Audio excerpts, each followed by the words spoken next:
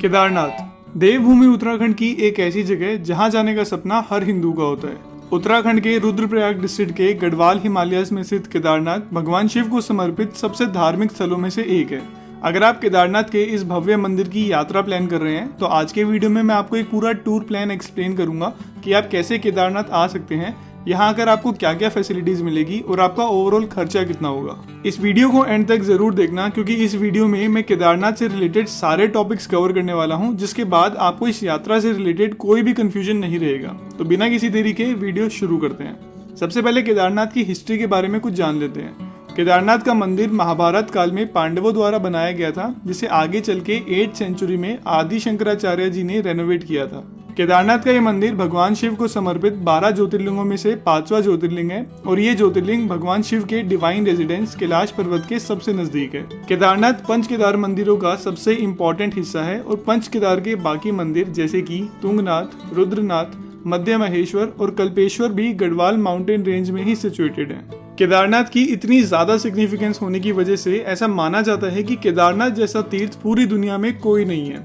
केदारनाथ का मंदिर विंटर्स के टाइम पे हैवी स्नोफॉल की वजह से साल में सिर्फ 6 महीने खुला रहता है और आप मई से नवंबर तक ही यहाँ दर्शन करने आ सकते हैं। केदारनाथ विजिट करने का बेस्ट टाइम मई, जून, सितंबर और अक्टूबर का होता है क्योंकि इस टाइम पे यहाँ वेदर काफी प्लेजेंट रहता है। जुलाई अगस्त पीक मानसून टाइम होने की वजह से यहाँ लैंडस्लाइड का रिस्क रहता है, लेकिन इस टाइम पे केदारनाथ वैली की लश ग्रीनरी और हिमालयन व्यूज का जो नजारा आपको देखने को मिलता है उसे वर्ड्स में डिस्क्राइब नहीं किया जा सकता। अगर हम बात करें कि आप केदारनाथ पहुंचेंगे कैसे, तो इसके लिए सबसे पहले आपको देहरादून, हरिद्वार या ऋषिकेश आना होगा। अगर आप फ्लाइट से यहाँ आ रहे हैं तो आप देहरादून तक की फ्लाइट ले सकते हैं। अगर आप ट्रेन से आ रहे हैं तो आप देहरादून या हरिद्वार तक की ट्रेन ले सकते हैं और अगर आपकी ट्रेन ऋषिकेश तक आती है तो ये तो बेस्ट ऑप्शन है। हमारी आगे की जर्नी यहीं से स्टार्ट होगी और डे 1 पे आपको ऋषिकेश से सोनप्रयाग तक की बस लेनी होगी। वैसे ये बस आपको देहरादून या हरिद्वार से भी मिल जाएगी, लेकिन ऋषिकेश से सोनप्रयाग तक की जर्नी इनमें से सबसे छोटी है, इसलिए मैं ऋषिकेश को स्टार्टिंग पॉइंट अज्यूम करके चल रहा हूँ। ऋषिकेश से सोनप्रयाग तक की जर्नी को कवर करने में आपको 9 से 10 घंटे लगेंगे और अल्टरनेटिवली आप ऋषिकेश से सोनप्रयाग तक की कैब या टैक्सी भी हायर कर सकते हैं, जिसका फेयर थोड़ा ज्यादा होगा, लेकिन अगर आप अपनी फैमिली या ग्रुप के साथ आ रहे हैं तो ये भी एक अच्छा ऑप्शन है। इस जर्नी पे भी आपको बहुत ही बढ़िया व्यूज देखने को मिलते हैं और अगर आप कैब हायर करके या अपने पर्सनल व्हीकल से यहाँ आते हैं तो आपको बेनिफिट ये होगा कि आप रास्ते में काफी सारी इंटरेस्टिंग जगहों पे रुक सकते हैं। सबसे पहला स्टॉप आप धारी देवी मंदिर पे ले सकते हैं, जो कि अलकनंदा नदी पे बना काली माता को समर्पित एक मंदिर है। काली माता को यहाँ धारी देवी के रूप में पूजा जाता है और माना जाता है कि धारी देवी 4 धाम और पूरे उत्तराखंड की प्रोटेक्टर है और इसी वजह से इस मंदिर की काफी रिलीजियस इंपॉर्टेंस है। इसके बाद आप रुद्रप्रयाग में अलकनंदा और मंदाकिनी नदी के संगम को विटनेस कर सकते हैं। अगला स्टॉप आप गुप्त काशी में लेके यहाँ के काशी विश्वनाथ मंदिर में दर्शन कर सकते हैं। ये वही जगह है जहाँ भगवान शिव पार्वती माता से शादी के लिए राजी हुए थे। इस मंदिर में दर्शन करने के बाद आप त्रियुगी नारायण में एक स्टॉप ले सकते हैं और ये वो जगह है जहाँ शिव जी और पार्वती माता की शादी हुई थी। त्रियुगी नारायण मंदिर में दर्शन करने के बाद आप फाइनली सोनप्रयाग पहुंच सकते हैं। डे 1 पे सोनप्रयाग पहुंच के आपको नाइट स्टे यहीं करना है और इसके लिए आपको यहाँ होटल्स, डॉर्मेट्रीज और टेंट्स इजीली मिल जाएंगे। इन सभी चीजों का एक्सपेंसेस मैं आपको वीडियो के एंड में बताऊंगा, इसलिए मैं आपको एक बार फिर से कहता हूँ कि वीडियो को एंड तक जरूर देखना। सोनप्रयाग से आगे कोई भी पर्सनल व्हीकल अलाउड नहीं है, तो अगर आप अपने पर्सनल व्हीकल से केदारनाथ आ रहे हैं तो आपको सोनप्रयाग में ही अपनी कार पार्क करनी होगी, जहाँ पार्किंग के लिए काफी अच्छी फैसिलिटी है। रात को सोनप्रयाग में रेस्ट करके आपको डे 2 पे सुबह गौरीकुंड के लिए निकलना होगा। सोनप्रयाग से आपको शेड कैब मिल जाएगी जो कि 30 से 40 रुपए में आपको गौरीकुंड पहुंचा देगी।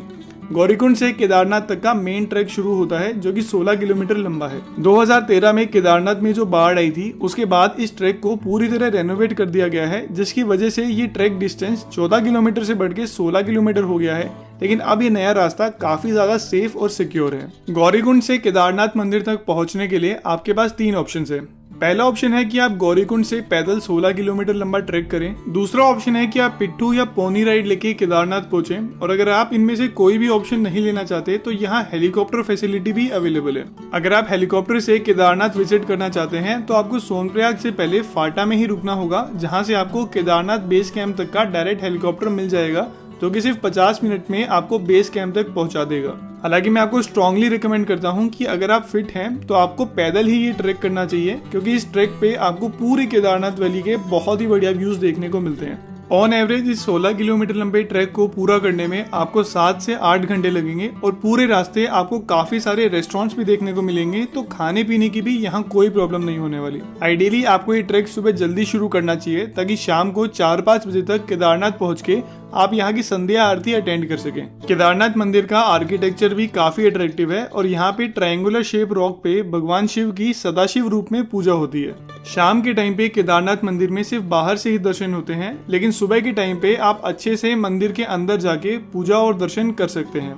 रात के स्टे के लिए भी केदारनाथ में काफी ऑप्शंस है और आप मंदिर के पास वाले होटल्स या गेस्ट हाउस या केदारनाथ मंदिर से सिर्फ 1 किलोमीटर पहले बेस कैंप के होटल्स, गेस्ट हाउस या टेंट्स में स्टे कर सकते हैं। डे 3 पे आप सुबह जल्दी उठ के केदारनाथ मंदिर की सुबह की आरती अटेंड कर सकते हैं। इस टाइम पे आप मंदिर के अंदर जाके पूरे मंदिर के दर्शन और पूजा कर सकते हैं। केदारनाथ मंदिर के snow capped mountains, fresh air, यहाँ बहने वाली मंदाकिनी नदी और यहाँ की पॉजिटिव वाइब से आप अपनी सारी थकान 1 सेकंड में ही भूल जाएंगे। केदारनाथ मंदिर में दर्शन करने के बाद आप मंदिर के जस्ट पीछे आदि शंकराचार्य जी की समाधि में भी विजिट कर सकते हैं। आदि शंकराचार्य एक बहुत बड़े वैदिक स्कॉलर थे जिन्होंने अद्वैत विचार का काफी प्रचार किया था और केदारनाथ का ये मंदिर भी उन्होंने ही रेनोवेट कराया था। इसके बाद आप यहाँ के भैरवनाथ मंदिर में भी विजिट कर सकते हैं। भैरवनाथ मंदिर केदारनाथ मंदिर से सिर्फ 600 मीटर दूर है और ये मंदिर भगवान शिव के डिस्ट्रक्टिव अवतार भैरव बाबा को समर्पित है। इस मंदिर तक पहुंचने के लिए आपको थोड़ी सी ट्रैकिंग करनी होगी और यहाँ से आपको हिमालयाज और केदारनाथ वैली का बहुत ही बढ़िया व्यू देखने को मिलता है। भैरवनाथ मंदिर में दर्शन करने के बाद आप वासुकी ताल तक का ट्रैक भी कर सकते हैं, जो कि 14,200 फीट के ऑल्टीट्यूड पे स्थित एक बहुत ही सुंदर लेक है। वासुकी ताल केदारनाथ मंदिर से 7 किलोमीटर पे लोकेटेड है और ये ट्रैक थोड़ा सा डिफिकल्ट है, इसलिए आपको ये ट्रैक किसी गाइड के साथ ही करना चाहिए। इस पूरे रास्ते में आपको बहुत ही बढ़िया नेचुरल ब्यूटी देखने को मिलती है और यहाँ पे आपको एक बहुत ही रेयर हिमालयन फ्लावर ब्रह्म कमल भी देखने को मिलता है, जो कि एक बहुत ही सीक्रेट फ्लावर है जिसे किंग ऑफ हिमालयन फ्लावर के नाम से भी जाना जाता है। इस पूरे ट्रैक को कंप्लीट करके वापस केदारनाथ मंदिर तक पहुंचने में आपको 7 से 8 घंटे लगेंगे, इसलिए डे 3 पे भी आपको अपना दिन सुबह जल्दी शुरू करना चाहिए। वासुकी ताल के क्रिस्टल क्लियर वाटर और गढ़वाल माउंटेन्स के व्यूज को एंजॉय करने के बाद आप वापस केदारनाथ आकर शाम के टाइम पे मंदिर में दर्शन करके अपने सेम होटल या गेस्ट हाउस में स्टे कर सकते हैं। डे 4 पे फाइनली आपकी केदारनाथ की यात्रा पूरी होती है और इस पूरी वैली को अच्छे से निहारने के बाद आप केदारनाथ से वापस गौरीकुंड तक का डिसेंडिंग ट्रैक शुरू कर सकते हैं। केदारनाथ से गौरीकुंड तक के ट्रैक के लिए आपको ऑन एवरेज 5 से 6 घंटे लगेंगे और इस रास्ते के लिए भी आपको पिट्ठू, पोनी और हेलीकॉप्टर तीनों ही ऑप्शन मिल जाएंगे। इस रास्ते पे एक बार फिर से आप इस एक्सेप्शनली ब्यूटीफुल वैली को एंजॉय कर सकते हैं और गौरीकुंड पहुंच के आप यहाँ से शेयर्ड कैब करके सोनप्रयाग पहुंच सकते हैं। सोनप्रयाग पहुंच के आप यहाँ होटल या गेस्ट हाउस लेके रेस्ट कर सकते हैं और अगर आप चाहें तो यहाँ पे मंदाकिनी और वासुकी गंगा नदी के संगम को भी विटनेस कर सकते हैं। रात का स्टे सोनप्रयाग में करके डे 5 पे आप हरिद्वार, ऋषिकेश या देहरादून के लिए निकल सकते हैं, जिसके लिए आपको बसेस और टैक्सी दोनों ही ऑप्शन मिल जाएंगे। अगर आप अपने पर्सनल व्हीकल से सोनप्रयाग आए थे तो यहाँ के पार्किंग लॉट से आप अपना व्हीकल लेके आगे की जर्नी कर सकते हैं। ऋषिकेश, हरिद्वार या देहरादून पहुंच के आप यहाँ से अपने होम टाउन के लिए निकल सकते हैं और कुछ इस तरह आप अपनी केदारनाथ की यात्रा प्लान कर सकते हैं। अभी के टाइम पे उत्तराखंड गवर्नमेंट ने केदारनाथ मंदिर में एक दिन में सिर्फ 13,000 लोगों को आने की ही परमिशन दे रखी है और इसके लिए भी आपको पहले से यहाँ रजिस्ट्रेशन करवाना होगा। ये रजिस्ट्रेशन आप उत्तराखंड टूरिज्म डिपार्टमेंट की ऑनलाइन वेबसाइट या सोनप्रयाग में ऑफलाइन तरीके से भी करवा सकते हैं, लेकिन मैं आपको रेकमेंड करूंगा कि आप अपना रजिस्ट्रेशन ऑनलाइन ही करवा के अपनी जर्नी प्लान करें। इस ऑनलाइन वेबसाइट का लिंक आपको वीडियो के डिस्क्रिप्शन में मिल जाएगा और अगर आप अपनी फैमिली या ग्रुप के साथ यहाँ आ रहे हैं तो आपके ग्रुप में से सिर्फ एक जना पूरे ग्रुप के लोगों का रजिस्ट्रेशन करवा सकता है। एक बोनस टिप मैं आपको देना चाहूंगा कि समर्स के टाइम पे भी केदारनाथ में दिन का टेम्परेचर 10 से 15 डिग्री और रात का टेम्परेचर 0 से 3 डिग्री तक चला जाता है, इसलिए आप यहाँ अपने विंटर क्लोथ्स लेकर ही आएं। तो अब बात कर लेते हैं इस पूरी यात्रा के बजट के बारे में। तो डे 1 पे आपको ऋषिकेश से सोनप्रयाग तक की बस 500 से 700 रुपए में मिल जाएगी और अगर आप टैक्सी हायर करते हैं तो उसकी कॉस्ट आपको 6 से 7 हजार तक लगेगी।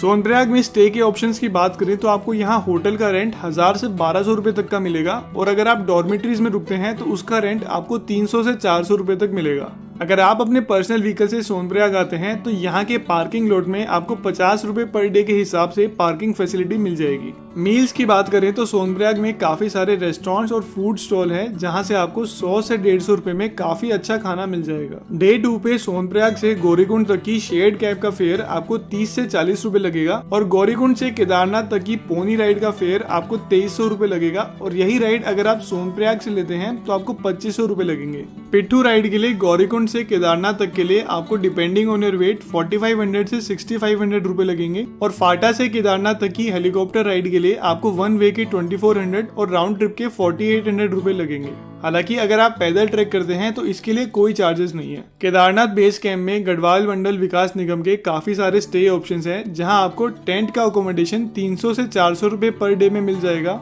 हट का ऑप्शन 700 से 800 रुपए में मिल जाएगा और हट हाउस का ऑप्शन 1000 से 1100 रुपए में मिल जाएगा। दोस्तों ये सारे स्टे ऑप्शन शेयरिंग बेसिस पे होते हैं, यानी कि एक टेंट या हॉल में काफी सारे बेड्स लगे होंगे। लेकिन अगर आप अपना पर्सनल गेस्ट हाउस बुक करना चाहते हैं तो केदारनाथ मंदिर के जस्ट पास गेस्ट हाउस के भी ऑप्शन है जहां आपको 1500 से 2500 रुपए में गेस्ट हाउस मिल जाएंगे। फूड के चार्जेस यहाँ थोड़े से एक्सपेंसिव होते हैं और यहाँ पर मील आपको 200 रुपए में मिल जाएगी। केदारनाथ मंदिर में प्रसाद के भी 3 ऑप्शन होते हैं और आप 100, 200 और 300 रुपए के अलग अलग प्रसाद के पैकेट्स ले सकते हैं। डे 3 पे भी आपका अकोमोडेशन का खर्चा सेम ही होगा और साइट सीइंग का यहाँ कोई चार्जेस नहीं है। डे 4 पे केदारनाथ से गौरीकुंड तक वापस आने का पोनी, पिट्ठू और हेलीकॉप्टर का खर्चा ऑलमोस्ट सेम ही होगा और सोनप्रयाग पहुंच के भी आपका 1000 से 1200 रुपए में होटल्स और 300 से 400 रुपए में डॉर्मेटरीज के ऑप्शंस मिल जाएंगे। पूरे रास्ते आपको खाने के लिए भी काफी रेस्टोरेंट्स मिल जाएंगे जहां पे आपको पर मील का खर्चा 100 से 150 रुपए तक होगा। डे 5 पे वापस सोनप्रयाग से ऋषिकेश तक की बस आपको सेम 500 से 700 रुपए में मिल जाएगी और वहां से आप अपने होम टाउन के लिए निकल सकते हैं। दोस्तों मई और जून केदारनाथ में पीक सीजन होता है और अगर इस टाइम पे आप यहाँ आते हैं तो आपको यहाँ भीड़ भी काफी मिलेगी और हर चीज के रेट्स भी आपको यहाँ ज्यादा ही देखने को मिलेंगे। इसलिए मैं आपको रेकमेंड करूंगा कि आप मई जून के अलावा किसी और टाइम पे यहाँ विजिट करने आए। तो दोस्तों कुछ इस तरह आप अपनी केदारनाथ यात्रा का ओवरऑल खर्चा कैलकुलेट कर सकते हैं और रजिस्ट्रेशन से लेकर हेलीकॉप्टर, पोनी और GMVN के होटल्स की बुकिंग तक के सभी लिंक्स आपको इस वीडियो के डिस्क्रिप्शन में मिल जाएंगे। इन सब के बाद भी अगर आपको कोई डाउट है तो आप नीचे कमेंट सेक्शन में या मेरे इंस्टाग्राम अकाउंट पे मुझसे पूछ सकते हैं। तो दोस्तों ये था हमारा आज का वीडियो। अगर आपको ये वीडियो अच्छा लगा तो अपने फ्रेंड्स और फैमिली के साथ वीडियो को शेयर करें, चैनल को सब्सक्राइब करें और लाइक का बटन दबाना ना भूलें। अगले वीडियो में मिलते हैं। Till that time her her Mahadev.